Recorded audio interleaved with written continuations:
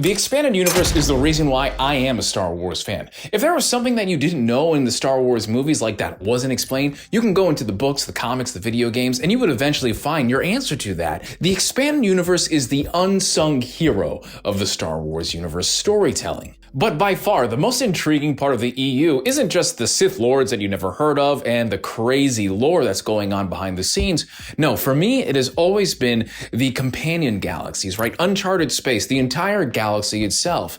And everything that's happening inside the Star Wars stories in the movies is all happening in one setting. It's happening in the Star Wars galaxy. And that Star Wars galaxy actually has a name, and it's called the Sky River Galaxy. And the Sky River Galaxy is the setting for all of the Star Wars stories. And what's so cool about the Sky River Galaxy is that there's also 7 companion galaxies. But I guess now there's actually one more because of Ahsoka. And Ahsoka shows us the Far Away Galaxy, right? Or the Far Galaxy, which is brand new, never before seen. And in all the Star Wars movies, there is only one shot in The Empire Strikes Back where you can actually see the entire Sky River Galaxy. But at that time in The Empire Strikes Back, in the old Legends continuity, yes, that was the edge of the galaxy. And what people don't understand, that this is the first time you actually see that on screen, probably the only time, but it's also nearly impossible for anyone to get to that point where the Alliance and Luke and Leia are. People don't understand how massive that achievement is for star pilots, or just in general people using hyperspace to explore outside of the galaxy. The Outer Rim and uncharted space are incredibly hard to traverse. There are so many terrifying things that are preventing other people from exploring the rest of the universe, let alone trying to escape the galaxy. And that's the whole reason why Morgan Elsbeth in The Mandalorian and Ahsoka creates the Eye of Sion. That ship is specifically designated to traverse intergalactic travel. But like I said, even if you found a way to get there, the journey outside the galaxy is incredibly dangerous. And even with something like hyperspace that isn't really well defined in Star Wars, it comes with a lot of dangers. And you're traveling at some crazy hyper speeds. And the reason why in so many Star Wars movies you see them traveling through hyperspace so easily is because it's a highway. That stuff has already been constructed. There is no construction in known hyperspace ways outside the known galaxy. There's no one building these things. That's why when you see the Purrgil achieve hyperspace, it's pretty amazing. Because how are these natural species of animals achieving something that super crazy hyper technology can't? Because the issue is if you jump into hyperspace without knowing where you're going, you can run into a planet, you can run into a star, you can run into some crazy galactic barrier. And there's so many things outside the known galaxy that we just don't know. For instance, like anomalies that mess with navigational systems. They'll pull you outside hyperspace and just thrust you into a star or a dark hole or worse. And that is often the issue with a lot of these expeditions that fail intergalactic travel, because they run into those dangers.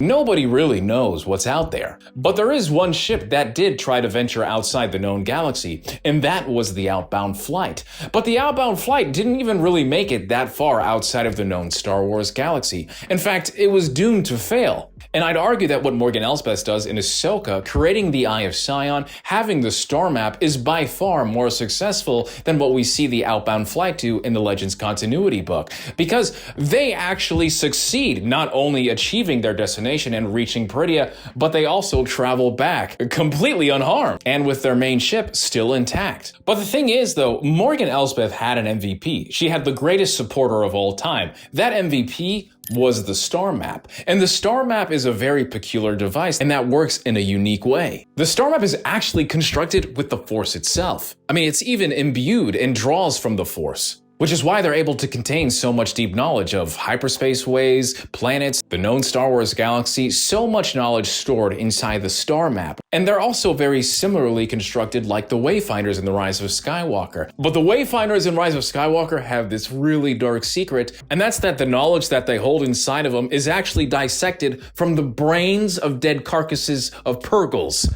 Yeah, and they take that knowledge from the Purrgil's brain and imbue it into the Wayfinder. And I'm gonna wash my hands. And that is a technique that hasn't been used since the time of some of the very first Jedi and Sith ever to live in the galaxy. So when you watch Ahsoka and you see Morgan Elsbeth hold that star map in her hand, it's literally the key to unlocking all the secrets of intergalactic travel and finding their way to Peridea. Without that star map, without those wayfinders, they cannot get to their destination. There is no way in hell they're reaching Peridea unscathed. There's just so many interesting points about Peridea, the architecture, the slow decaying land, and of course all these structures and buildings from past civilizations that we think may be Zepho, that we think may be the Mortis gods, the statues of course that we've seen at the end with Balin's story. Peridea is holding so much knowledge, and that's the best part of Ahsoka in my opinion, is the potential of where Star Wars can go with its stories. This book to me is the most important book in all of Star Wars, the Essential Atlas, which is literally how I'm able to know about all of these things in the first place, because there isn't even a book like that in the new canon timeline. This book is one of my favorites in all of Star Wars, and it's not just about the planets and the solar systems, it's about the races and of course the culture of Star Wars that we're missing in today's timeline. We know about the Zepho from Jedi Fallen Order, we know about Peridea and the Night Sisters now, and where they come from. So where can all of this lead up to? A lot of people will tell you about the Yuuzhan Vong, about this intergalactic race coming in to invade the Star Wars galaxy, and that's a really awesome story, but I think that's really just the beginning. It's surface level detail from surface level lore. Morgan Elsbeth arriving at Peridea is the greatest thing that can happen in Star Wars, because now we have so many other galaxies and planets to play with that are not even included inside the Sky River galaxy. Intergalactic travel is so interesting, and I hope that we see more Star Wars stories developed inside that timeline. Just thinking about all these unknown galaxies, all these unknown planets, races that we've never seen before, and of course, the most important thing, their versions of Jedi and Sith can also add a whole other layer of Star Wars. And all those secrets and all that lore comes with the knowledge that the Star Muffs have inside them. And I can't wait to see what other galaxies that are out there. I hope you all enjoyed this video, and if you want some more Star Wars lore, make sure you subscribe, fam. I'm Lord Dagovere, and I'll see you around. Deuces!